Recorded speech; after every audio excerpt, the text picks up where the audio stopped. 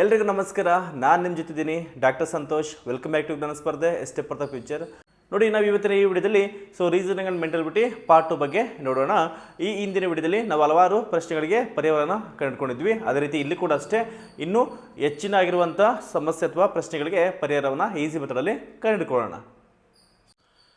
ನೀವು ಇಲ್ಲಿ question observe ಮಾಡ್ಬೋದು. ಏನು ಕೇಳಿದಾನೆ, ಈ ಕೆಳಗೆ ಕೊಟ್ಟಿರುವಂಥ ಶ್ರೇಣಿಯಲ್ಲಿ 4ನೇ ಅಂಕ ಅಥವಾ 4ನೇ ಸಂಖ್ಯೆನ ಕಂಡುಹಿಡಿಯಿರಿ ಅಂತ ಕ್ವಶನ್ ಕೇಳಿದರೆ ಎಷ್ಟಿದೆ ನಂಬರು ಇಲ್ಲಿ ನೋಡಿ, 2, 6, 12. ನೆಕ್ಸ್ಟ್ ಕ್ವಶನ್ ಎಷ್ಟು ನಂಬರ್ ಗೊತ್ತಿಲ್ಲ, ಅಥವಾ ನೆಕ್ಸ್ಟು 30 ಇದೆ. ಇಲ್ಲಿ ಅಬ್ಸರ್ವ್ ಮಾಡ್ಬೋದು ಇದು ಯಾವ ರೀತಿಯಾಗಿ ನಾವಿಲ್ಲಿ ಈ ಲೆಕ್ಕವನ್ನು ಮಾಡ್ಬೋದು ಅಂತ. ನೋಡಿ, ಒಂದಕ್ಕೊಂದು ಸಂಬಂಧ ನೋಡಿ, 2 ಇದೆ, 6 ಇದೆ, 12 ಅಂದರೆ 2 3 6 ಆಯಿತು. ಆಯಿತಾ? ಓಕೆ, 2 3 ಹಾಗಾದ್ರೆ 6 3 ಎಷ್ಟಾಗ್ತಿತ್ತು? 18 ಆಗ್ತಿತ್ತು. ಹಂಗಾರೆ ಆಗಲ್ಲ. ಹಾಗಾದ್ರೆ 2 2 4, 4 + 2 6 ಆಯಿತು. 6 2 12, 12 + 6 ಎಷ್ಟಾಯಿತು? 18 ಆಯಿತು. ಹಾಗಾದ್ರೆ ಇದು ಕೊಡಲ್ಲ. ಹಾಗಾದ್ರೆ ಏನು, ಇದು ತುಂಬ ಸಿಂಪಲ್ ಆಗಿರುವಂಥ ಸ್ಕ್ವೇರಿಂಗ್ ಮೆಥಡ್ ಅಂತ ಕರಿತೀವಿ. ಸ್ಕ್ವೇರಿಂಗ್ ಮೆಥಡ್ ಮೂಲಕ ಇದನ್ನ ಮಾಡಿದರೆ ಇಲ್ಲಿ ಅಬ್ಸರ್ವ್ ಮಾಡಿ, 2 square, 3 square, 4 square, 5 square, 6 square. ಇಷ್ಟೇನಾ? ಇಲ್ಲ ನೋಡಿ, ಇದಕ್ಕೆ ಮತ್ತೇನು ಮಾಡಿದಾರಪ್ಪ ಅಂದರೆ ಅದೇ ಮೂಲ ಸಂಖ್ಯೆಯಿಂದ ಮೈನಸ್ ಮಾಡಿದ್ರೆ ಅಂದರೆ -2, ಇಲ್ಲಿ 3 ಅಂತ -3, ಇಲ್ಲಿ 4 ಇರೋದ್ರಿಂದ -4, ಇಲ್ಲಿ 5 ಇರೋದ್ರಿಂದ -5, ಇಲ್ಲಿ 6 ಇರೋದ್ರಿಂದ -6. ಈಗ ಅಬ್ಸರ್ವ್ ಮಾಡಿ, 2 ಸ್ಕ್ವೇರ್ ಅಂದರೆ 4, 4ಅಲ್ಲಿ -2 ಹೋದರೆ ಎಷ್ಟು ಬರುತ್ತೆ? 2 ಬರುತ್ತೆ. 3 ಸ್ಕ್ವೇರ್ ಅಂದರೆ ಎಷ್ಟು? 9, 9ಅಲ್ಲಿ -3 ಹೋದರೆ 6 ಬಂತು. 4 ಸ್ಕ್ವೇರ್ ಅಂದರೆ 16, 16ರಲ್ಲಿ -4 ಹೋದರೆ 12 ಬಂತು. ಇನ್ನು ಹಾಗಾದ್ರೆ ನೆಕ್ಸ್ಟ್ ಸಂಖ್ಯೆ ಎಷ್ಟಾಗುತ್ತೆ? 5, 5 ಐದಲೇ ಅಂದರೆ 5 ಸ್ಕ್ವೇರ್ ಅಂದರೆ ಎಷ್ಟು? 25 ಆಗುತ್ತೆ. 25ನಲ್ಲಿ -5 ಹೋದರೆ ಎಷ್ಟು? ಸೊ 20 ಬಂತು. ನೆಕ್ಸ್ಟ್ ಅಬ್ಸರ್ವ್ ಮಾಡಿ, ಎಷ್ಟು? 6 ಸ್ಕ್ವೇರ್ ಅಂದರೆ 36, 36ಅಲ್ಲಿ -6 ಹೋದರೆ 30. ಹಾಗಾದ್ರೆ ಆನ್ಸರ್ ಯಾವುದು? ಆನ್ಸರ್ ಸಿ ಅನ್ನೋದು ಇದಕ್ಕೆ ಸರಿಯಾಗಿರುವಂಥ ಆನ್ಸರ್ ಆಗಿದೆ. ನೋಡಿ, ಇದು ಯಾವ ರೀತಿ ಅಂತ ಮೆಥಡ್ ಅಂದ್ರೆ ಇದನ್ನು ನಾವು ಸ್ಕ್ವೇರಿಂಗ್ ಮೆಥಡ್ ಅಂತ ಕರಿತೀವಿ. ಈ ಸ್ಕ್ವೇರಿಂಗ್ ಮೆಥಡ್ನ ಮೂಲಕ ಮಾಡೋದು ಈ ಥರ ಮಿಸ್ಸಿಂಗ್ ನಂಬರ್ನ ಐಡೆಂಟಿಫೈನ ಮಾಡ್ಬೋದಾಗಿದೆ. ನೋಡಿ, ಇಲ್ಲಿ ಕ್ವಶನ್ ನೀವು ಅಬ್ಸರ್ವ್ ಮಾಡೋದು, ಸಾಂಕೇತಿಕವಾಗಿ ಏನು ಕೊಟ್ಟಿದ್ದಾರೆ? BBOBD ಎಂಬ ಒಂದು ಪದವನ್ನು ಕೆನಡಾ ಅಂತವರು ಡಿಕೋಡಿಂಗ್ ಅಥವಾ ಅವರ ಒಂದು ಪದವನ್ನು ಡಿಕೋಡಿಂಗ್ ಮಾಡಿದ್ದಾರೆ. ಅದೇ ರೀತಿಯಲ್ಲಿ ಅವ್ರು ಏನು ಮಾಡಿದ್ದಾರೆ ನೋಡಿ, ನೆಕ್ಸ್ಟು MJABSC ಅನ್ನೋ ಒಂದು ಪದವನ್ನು ಕೊಟ್ಟಿದ್ದಾರೆ. ಈ ಮೊದಲೇ ಕೊಟ್ಟಿರುವಂಥ ಒಂದು ಪದಗಳ ಸಹಾಯದಿಂದ ಏನು ಮಾಡೋಕೆ ನಾವು ಇದನ್ನು ಅರ್ಥವನ್ನು ನಾವು ಕಂಡುಬೇಕಾಗುತ್ತೆ. ನೋಡಿ, ಇದು ಯಾವುದಿದು? ಇದು ಆಲ್ಫಾಬೆಟ್ ಸೇರಿಸಿ ಅಂತ ಕರಿತೀವಿ. ನೀವು ಇದಕ್ಕೆ ಕಂಪಲ್ಸರಿಯಾಗಿ ನೀವು ABCD ಒಂದು ಕಡೆ ಬರ್ಕೊಳ್ಳೇಬೇಕಾಗುತ್ತೆ. ಅವಾಗ ಮಾತ್ರ ನೀವು ತುಂಬ ಸುಲಭವಾಗಿ ಇದನ್ನು ಆನ್ಸರನ್ನು ಮಾಡ್ಬೋದು. ಅದರಿಂದ ಮತ್ತನ್ನ ಬರ್ಕೊಳ್ಳೋಣ. ಅಬ್ಸರ್ವ್ ಮಾಡಿ, ಸೊ ಇಲ್ಲಿ ABC ಅಂತ ಬರ್ಕೊಳ್ತೀರಿ, ಅದಕ್ಕೆ ನಂಬರ್ಗನ್ನು ಕೂಡ ಹಾಕೊಳ್ತೀರಿ. ಕ್ವಶನ್ ಏನಿದೆ? ಸೊ ಕ್ವಶನ್ ಇಲ್ಲಿ ಅಬ್ಸರ್ವ್ ಮಾಡಿ, ಕ್ವಶನ್ ಏನಿದೆ? BEBOBD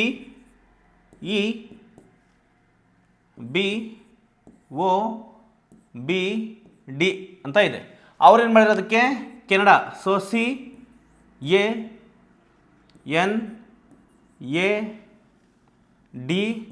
CANADA ಅಂತ ಅವರು ಮಾಡಿದ್ದಾರೆ. ಬಟ್ ಹಾಗೆ ನಾವೇನು ಮಾಡಬೇಕು? ಸೊ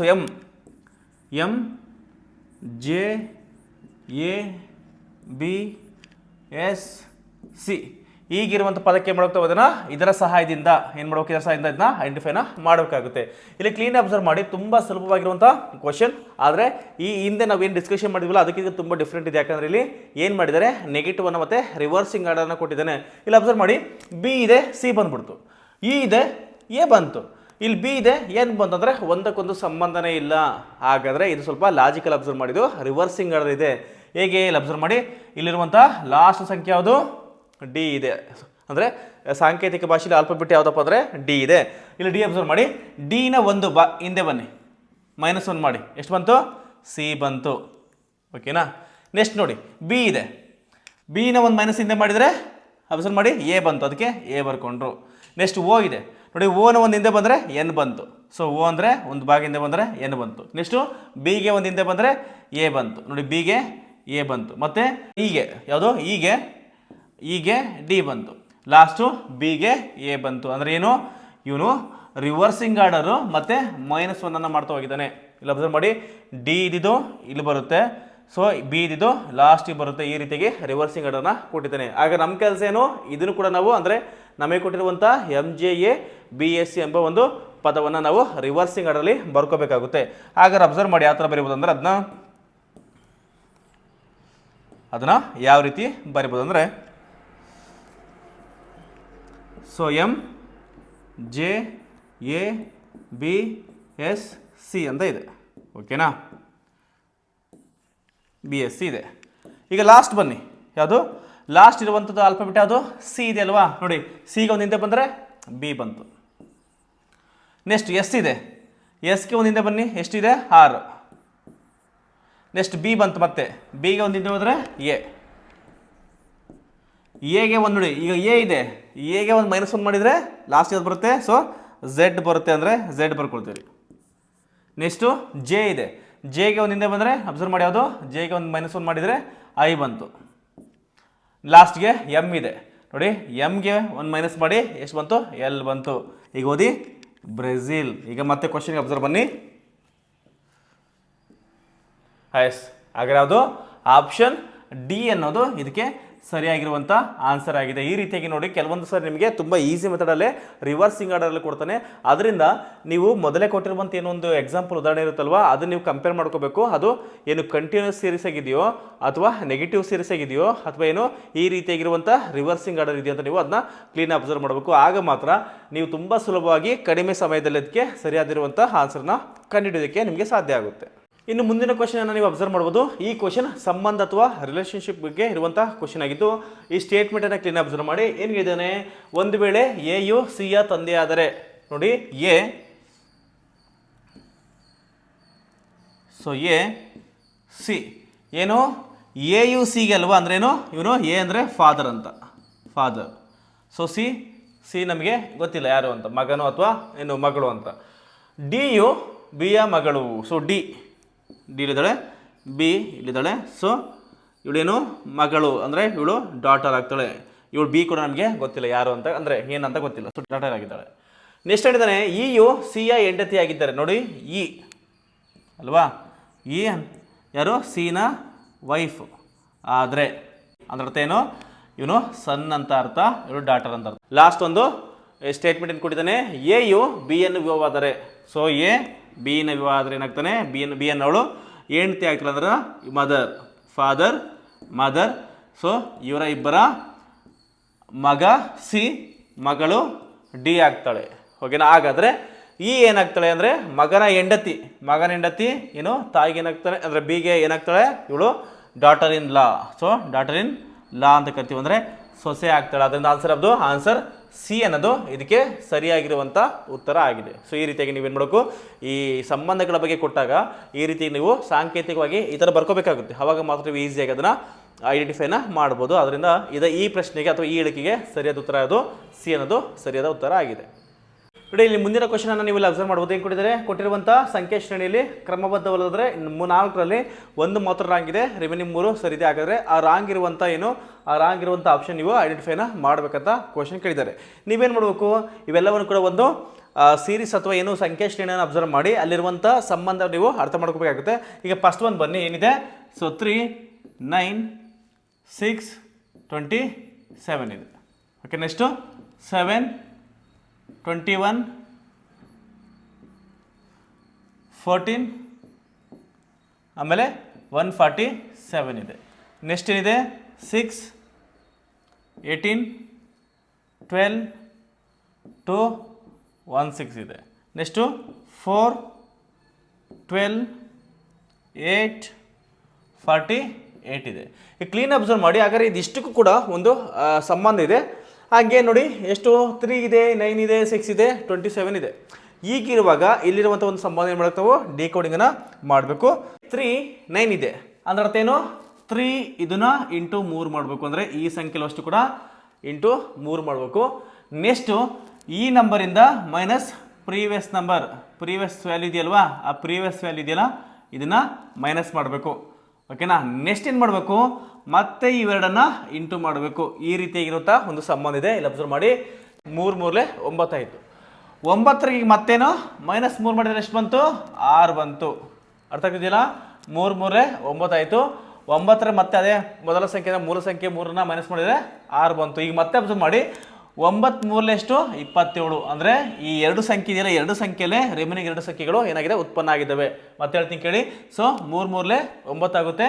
9ರಲ್ಲಿ ಮತ್ತೆ -3 ಮಾಡಿದರೆ 6 ಆಯಿತು. ಓಕೆನಾ? ಸೊ 6 ಬಂತು ನಮಗೆ. ಮತ್ತೇನು ಮಾಡ್ತೀವಿ? 9 × 3 27 ಬಂತು.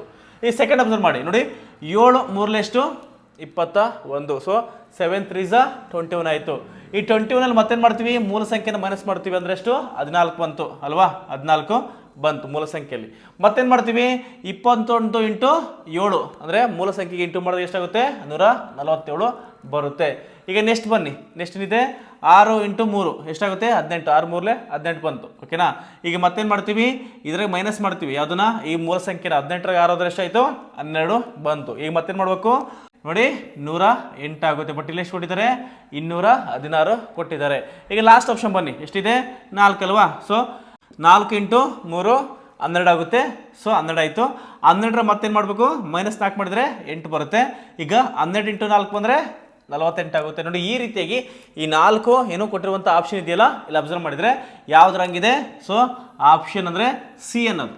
ಆದ್ದರಿಂದ ಸಿ ಅನ್ನೋದು ಇದಕ್ಕೆ ರೈಟ್ ಆಗಿರುವಂಥ, ಅಂದರೆ ನಾವು ಬರಿಬೇಕಾಗತ್ತ ರೈಟ್ ಆಗಿರುವಂಥ ಆನ್ಸರ್ ಆಗಿದೆ. ಆದರೆ ಈ ಶ್ರೇಣಿಯಲ್ಲಿ ಬಂದರೆ ಇದು ತಪ್ಪಾಗಿದೆ. ನೋಡು ಈ ಶ್ರೇಣಿಯಲ್ಲಿ, ಎಸ್ ಈ ಶ್ರೇಣಿಯಲ್ಲಿ ನಾವು ಕೊಟ್ಟಿರುವಂಥ 4 ಶ್ರೇಣಿಯಲ್ಲಿ ತಪ್ಪಾಗಿರುವಂಥ ಅಥವಾ ಕ್ರಮಬದ್ಧವಾಗಿರುವಂಥ ಆಪ್ಷನ್ ಅದಪ್ಪ ಅಂದರೆ ಆಪ್ಷನ್ ಸಿ. ಯಾಕಂದರೆ ಎ ಬಿ ಮತ್ತು ಡಿ ಒಂದೇ ರೀತಿ ಇರುವಂಥ ಸಂಬಂಧ ಹೊಂದಿದೆ ಮತ್ತು ಸರಿಯಾಗಿರುವಂಥ ಸಂಖ್ಯೆನ ಕೂಡ ಹೊಂದಿದ್ದಾವೆ.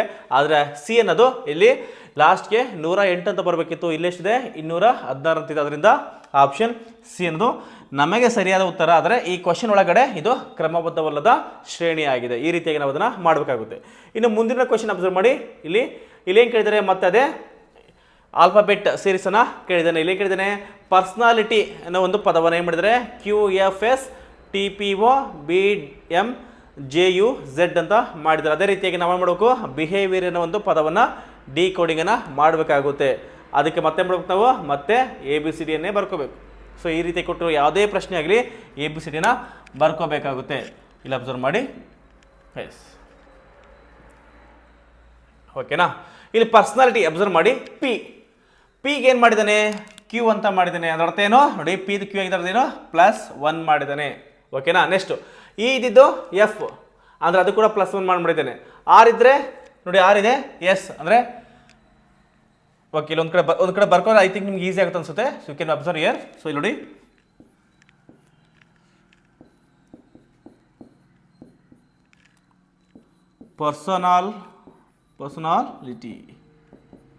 ಪರ್ಸನಾಲಿಟಿ ಅನ್ನೋ ಒಂದು ಪದವನ್ನು QFS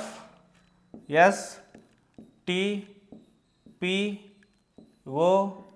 BM JUZ ಅಂತ ಮಾಡಿದ್ದಾನೆ. ಅಂದರೆ ಏನು ಮಾಡಿದ್ದಾನೆ, ವಸ್ತು ಕೂಡ +1 ಸೇರಿಸುವಾಗಿದ್ದಾನೆ. ಇಲ್ಲಿ ಕ್ಲೀನ್ ಈಗ ಅಬ್ಸರ್ವ್ ಮಾಡಿ, ಇಲ್ಲೇನು ಮಾಡ್ತೀರಿ, ಪಿ ಇದೆ, ಪಿ +1 ಮಾಡಿದರೆ ಕ್ಯೂ ಬಂತಲ್ವಾ. ನೋಡಿ ಪಿ ಆದಮೇಲೆ 1 ಪ್ಲಸ್ ಮಾಡಿದರೆ ಕ್ಯೂ ಬರುತ್ತೆ. ನೆಕ್ಸ್ಟ್ ಈ ಬನ್ನಿ, ಈಗ +1 ಮಾಡಿದರೆ ಎಫ್ ಬಂತು. ಆರಿಗೆ ಬನ್ನಿ, ಆರಿಗೆ +1 ಮಾಡಿದರೆ ಎಸ್ ಬಂತು. ಎಸ್ ಸಿ +1 ಮಾಡಿದರೆ ಟಿ ಬಂತು. ಓಗೆ +1 ಮಾಡಿದರೆ ಪಿ ಬಂತು. ಎನ್ಗೆ +1 ಮಾಡಿದರೆ ಓ ಬಂತು. ಎಗೆ +1 ಮಾಡಿದರೆ ಬಿ ಬರುತ್ತೆ. ಎಲ್ಗೆ +1 ಮಾಡಿದರೆ ಎಮ್ ಬರುತ್ತೆ. ಐಗೆ +1 ಮಾಡಿದರೆ ಜೆ ಬರುತ್ತೆ. ಸೊ ಟಿಗೆ +1 ಮಾಡಿದರೆ ಯು ಬಂತು. ವೈಗೆ +1 ಮಾಡಿದರೆ ಝೆಡ್ ಬಂತು.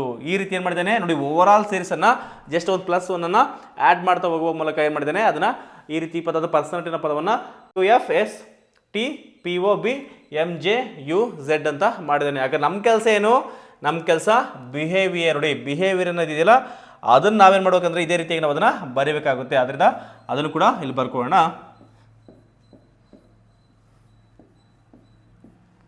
ಓಕೆ, ಇಲ್ಲಿ ನೋಡಿ ಏನಿದೆ, ಬಿಹೇವಿಯರ್ ಅಲ್ವಾ. ಸೊ BHAVIOUR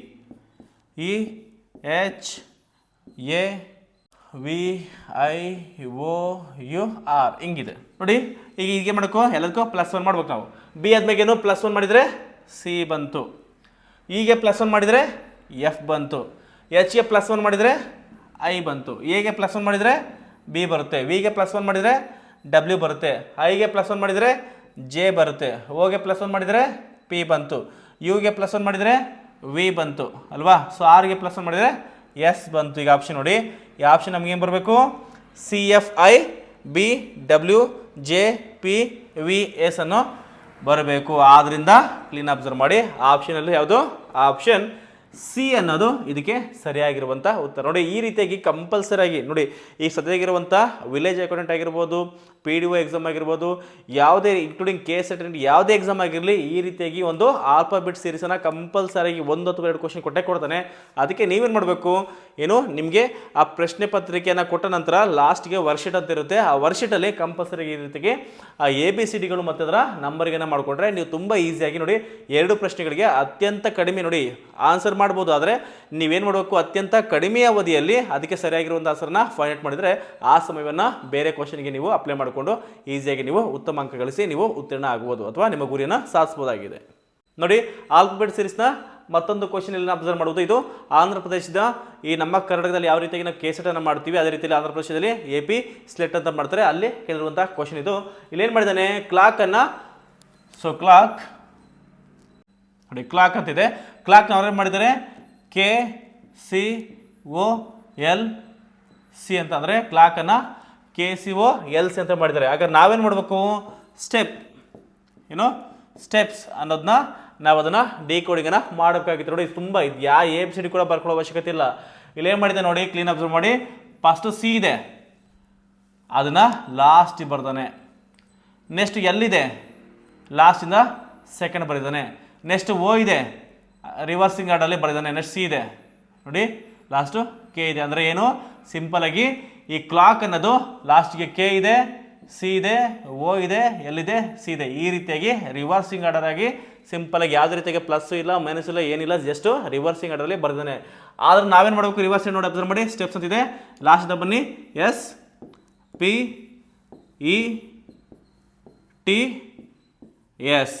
ಏನಾಗುತ್ತೆ, SPETS ಅಂದರೆ ಆಪ್ಷನ್ C ಅನ್ನೋದು ಇದಕ್ಕೆ ಸರಿಯಾಗಿರುವಂಥ ಉತ್ತರ ಆಗಿದೆ. ನೋಡಿ ತುಂಬ ಈಸಿ ಕ್ವಶನ್ ಇದು, ಇಲ್ಲಿ ಆಂಧ್ರ ಪ್ರದೇಶದಲ್ಲಿ ಕೇಳುವಂಥ ಕ್ವಶನ್ ಆಗಿದೆ ಇದು. ಈ ರೀತಿಯಾಗಿ ನಿಮಗೆ ಜಸ್ಟ್ ಒಂದು ಪದವನ್ನು ಕೊಟ್ಟು ಏನು ಮಾಡ್ತಾನೆ, ರಿವರ್ಸಿಂಗ್ ಆರ್ಡರಲ್ಲಿ ಬರೆದಿರ್ತಾನೆ. ನಾವು ಅದನ್ನು ನೋಡ್ಕೊಂಡು ಏನು ಮಾಡೋಕ್ಕಾದ್ರೆ ಅದನ್ನು ನಾವು ಕೂಡ ರಿವರ್ಸಿಂಗ್ ಆರ್ಡರಲ್ಲಿ ಬರೀಬೇಕಾಗುತ್ತೆ. ನೋಡಿ ಈ ಥರ ಕ್ವಶನಿಗೆ ಕೇಳಿದಾಗ ನಿಮಗೆ ಕನ್ಫ್ಯೂಸ್ ಆಗುತ್ತೆ. ಯಾಕಪ್ಪ ಅಂದರೆ ನೀವು ನಾರ್ಮಲಾಗಿ ಮಾಡ್ತೀವಿ ಅಂದರೆ ಆಲ್ಫಾಬೆಟ್ ಸೀರೀಸಲ್ಲಿ ತುಂಬ ರೀತಿಯಾಗಿರುವಂಥದ್ದು ತುಂಬ ವಿಧವಾಗಿರುವಂಥ ಟೈಪ್ಸ್ ಇದ್ದಾವೆ ಅಂದರೆ ಐಡೆಂಟಿಫೈ ಮಾಡೋದಕ್ಕೆ. ಆದರೆ ನೀವೇನು ಮಾಡಬೇಕು, ತುಂಬ ಜಾಸ್ತಿ ಆದರೆ ಇದನ್ನು ಮತ್ತೆ ಪ್ರಾಕ್ಟೀಸ್ ಮಾಡೋದ್ರಿಂದ ನಿಮ್ಗೆ ಈಸಿಯಾಗಿ ರೀತಿಯಾಗಿರುವಂಥ ಟೆಕ್ನಿಕ್ಕು ಆ ಕ್ವಶನ್ ನೋಡಿದ ತಕ್ಷಣ ನಿಮಗೆ ಅರ್ಥ ಆಗುತ್ತೆ. ಈ ರೀತಿಯಾಗಿ ಇದು ರಿವರ್ಸಿಂಗ್ ಆಗಿರುವಂಥ ಒಂದು ಕ್ವಶನ್ ಆಗಿದೆ.